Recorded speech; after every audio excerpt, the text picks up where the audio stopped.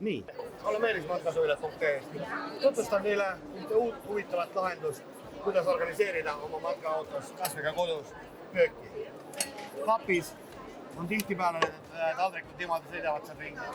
Üks versioon on panna nad niimoodi järjest. Siin on vahed on muudetavad, oleneb palju teil mingisuguseid taldrikuid on. Saate nad ilusti rühmi panna, lihtne võtta. Teine versioon, mis on iseenesest väga mugav, pannakse napinurka, isegi kui panna see nii-öelda sõidusuunda, saab taldrikud ära jagada, ta on natukene kalda all, ei kuku nästast välja ega mitte midagi. Ja ilusti kõik kättesaadav, arusaadav, mis teil on seal. Ja teine organiseerimisvõimalus on sellised kammid, need üheks komplektidega saad lõigata täpselt sellise vahede suurusega, mis omale vaja. Üks versioon, kallis kraamvein, loksub kaasas liiga kõvasti. Saate ilusti panna saatlisse kinni, et ei koliseks. Tassi. Ja mu isiklik lemmik. Pesuruum.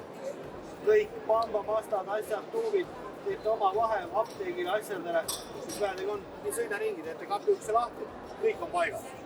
Mitte niimoodi, et peale pikemat sõitu teete ukse lahti ja siis vaatate, kuidas kõik teile näkku läbi. Olen Meelis matkasuvilad.ee. Vaadake meie kodulehte, vaadake meie YouTube'i kanalit. Sealt leiab alati midagi uut ja huvitavat matkasuvilatele. Tänud tähelepanu eest ja jälgige matkasuvilad.ee, kus alati rohkem infot.